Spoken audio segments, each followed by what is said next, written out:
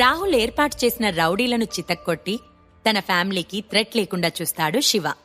తన wife సురభికి car gift గా ఇచ్చి ఆమె సెక్యూరిటీ కోసం గౌతమ్ అనే బాడీగార్డ్ ని కూడా పెడతాడు.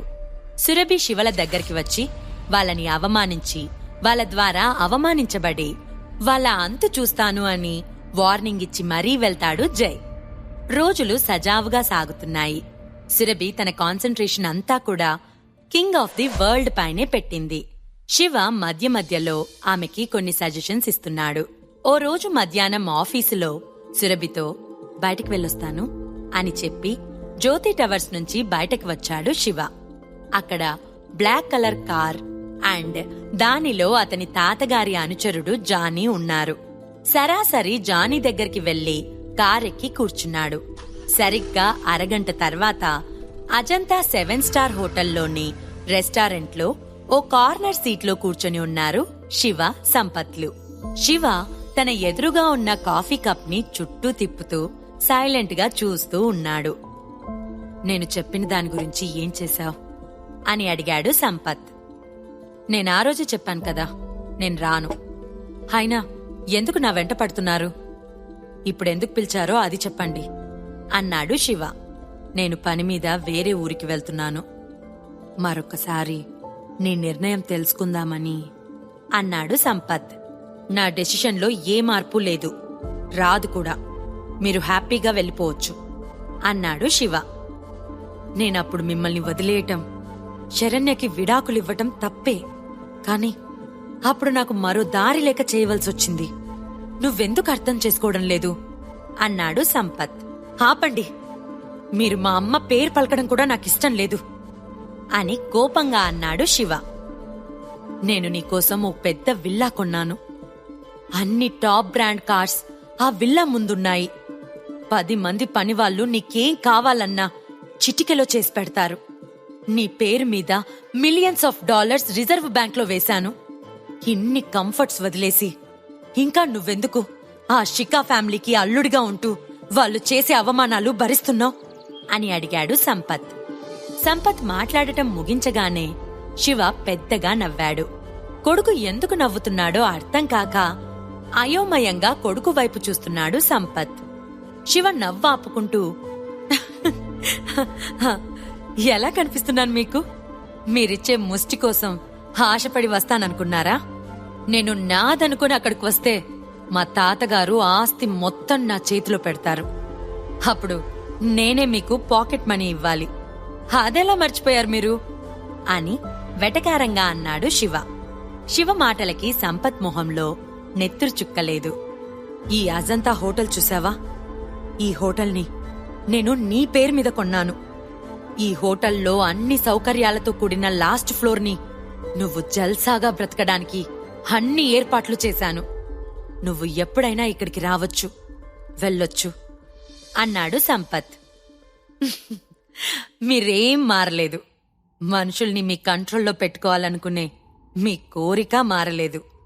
కాని నన్ను మీ కంట్రోల్లో పెట్టుకోలేరు అని కూల్గా అన్నా. అతను జ్యోతి టవర్స్ లోకి అడుగు పెట్టే ముందు వరకు కూడా పురుషోత్తం ఫ్యామిలీ గురించే ఆలోచించాడు.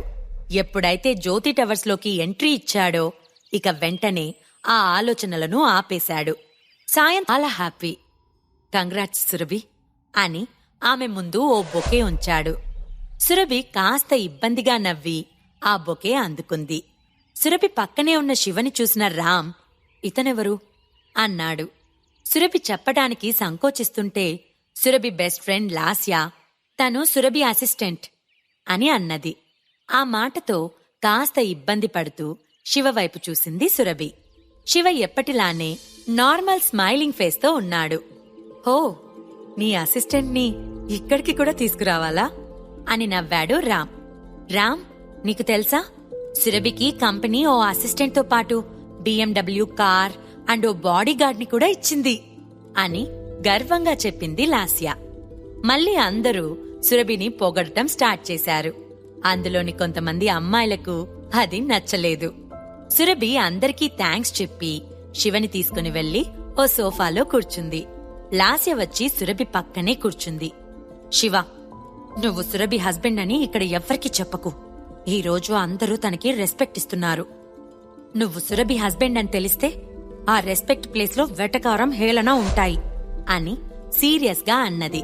శివ ఆమె వైపు నిర్లిప్తంగా చూశాడు. అయినా నువ్వేంటి సురభి, తనని వెంట పెట్టుకొనొచ్చావ్? మన క్లాస్లో జెంట్స్కి నువ్వంటే క్రష్ అని తెలుసు కదా. నీకు పెళ్ళైందని తెలిస్తే అంతా ఏమైపోతారు? ఆ రామ్ ఇంకా నిన్ను లవ్ చేస్తూనే ఉన్నాడు అని రామ్ని ఉద్దేశిస్తూ లాస్య చెప్పింది. శివకి కోపమొస్తుంది, కాని సురభి ముందు తన కోపాన్ని చూపించటం అతనికి ఇష్టం లేదు. నువ్వింకా ఈ టాపిక్ ని మార్చు లాస్య అని కోపంగా అన్నది సురభి. ఇంతలో సురభి క్లాస్మేట్ ఓ అమ్మాయి అక్కడికి వచ్చి బీర్ టిన్స్ అందరికీ ఇచ్చి చియర్స్ అంది. బిత్తర చూపులు చూసింది సురభి. ఏంటి రామ్, నువ్వు సురభికి ప్రపోజ్ చేస్తున్నావా అన్నాడు రామ్ ఫ్రెండ్. ఆ మాట విన్న అక్కడ అమ్మాయిలంతా సురభి వైపు అసూయగా చూశారు. నోనో, నేను సురభి విన్నర్ అయినందుకు తనకి చిన్న ప్రెజెంటేషన్ ఇస్తున్నాను అని చిరునవ్వుతో అన్నాడు రామ్. ఇది చిన్న గిఫ్టా? పచ్చల హారం ఎంత లేదన్నా 2 లక్షలు విలువ చేస్తుంది అన్నది ఓ అమ్మాయి. రామ్ చిరునవ్వు నవ్వాడు. తీసుకో సురభి, జస్ట్ గిఫ్ట్ మాత్రమే అన్నది లాస్య. రామ్ పైకెలా చెప్తున్నాడు కాని అతను మనం చదువుకునే రోజులలో సురభి వెంట పడలేదా ఏంటి అని అందరూ నవ్వారు.